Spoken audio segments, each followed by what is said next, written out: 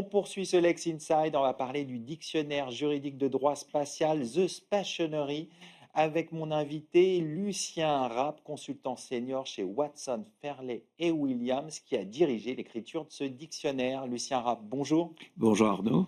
Alors, on va parler ensemble de ce dictionnaire juridique du droit de l'espace qui contient 218 termes juridiques.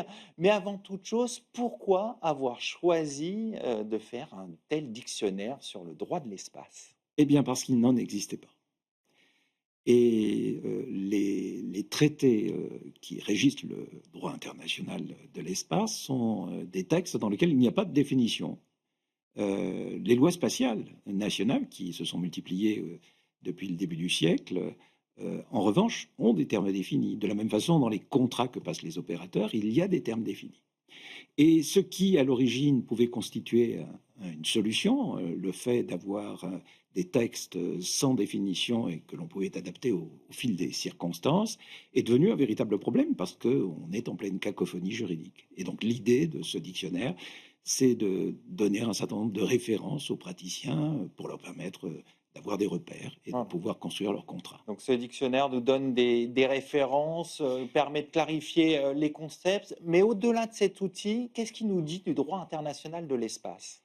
Il nous dit trois choses qui sont importantes. La première, c'est que le droit international de l'espace est important, il est vivant et que les règles contraignantes qu'il contient sont euh, importantes pour l'ensemble des opérateurs. Il nous dit ensuite que ce droit international de l'espace s'est adapté à la nouvelle économie du secteur spatial, aux préoccupations géopolitiques qui sont celles des derniers mois.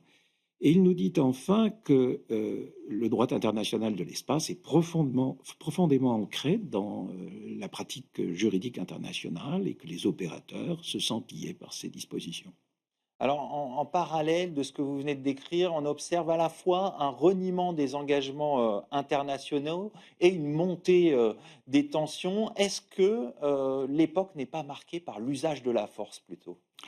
Il est vrai qu'au cours des derniers mois, on a eu le sentiment qu'il y avait davantage de rapports de force que de rapports de droit. Mais tout de même, ce qui est frappant, c'est que même quand on prétend utiliser la force, le rapport de force dans les relations internationales, on le fait par référence au texte juridique.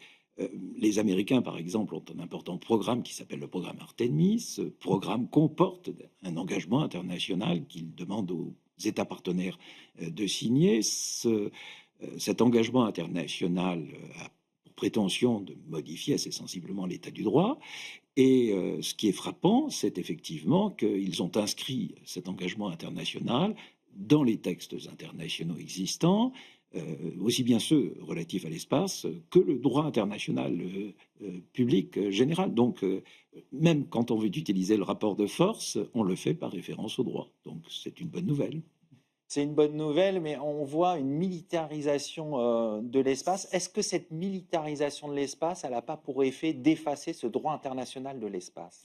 Alors, de manière prudente, les auteurs des traités internationaux ont souhaité contrôler l'utilisation à des fins militaires de l'espace, d'abord en mettant en place un principe de dénucléarisation. On ne peut pas utiliser l'énergie nucléaire et les armes nucléaires dans l'espace, et puis ensuite en faisant en sorte que les satellites militaires soient ou occupent une place un peu plus réduite que celle des satellites civils. Donc il y a quand même des garde-fous. Il y a des garde-fous. Cela étant, cette militarisation se fait aussi sur la base de textes juridiques et donc, même s'il y a militarisation de l'espace, nous avons les garde-fous, comme vous le disiez à l'instant, des textes internationaux. Alors on va s'interroger un peu sur la place de l'Europe dans ce contexte-là. Oui. Euh, Comment vous appréhendez justement, comment vous voyez, quel regard vous avez sur la place que l'Europe peut occuper dans ce droit international de l'espace? Alors, l'Europe est une puissance spatiale en devenir. Les politiques spatiales étaient des politiques nationales. Et l'Europe a décidé, effectivement, maintenant, de prendre en main son destin. Nous allons avoir, nous l'espérons, à échéance moyenne, une loi spatiale européenne, ce qui est une très bonne nouvelle. L'Europe reste une zone de commerce intégrée par le droit. C'est même la première et la seule zone de commerce qui est à ce point intégrée. 450 millions de consommateurs et le droit y occupe une place importante et bien évidemment les règles du droit spatial.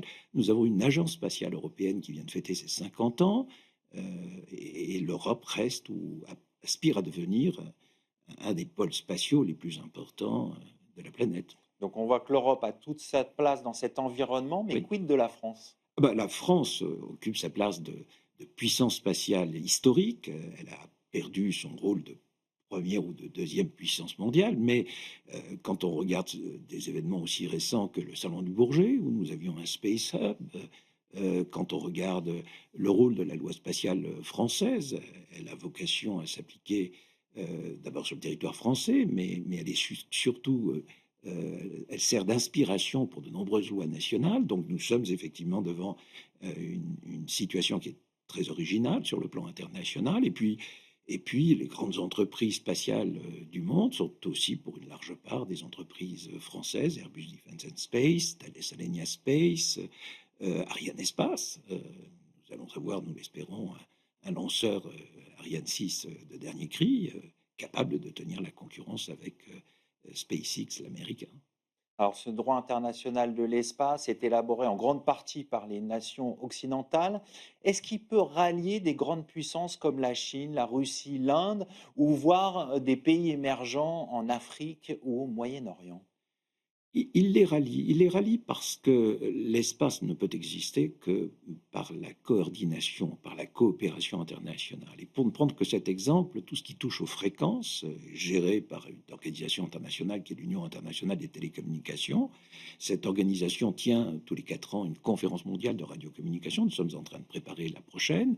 Et ce qui est frappant, c'est qu'il n'y a pas une nation qui ne s'implique pas dans cette préparation, et toutes les nations sont très attentives à la coordination de leurs fréquences et de l'usage qu'elles font du spectre des fréquences.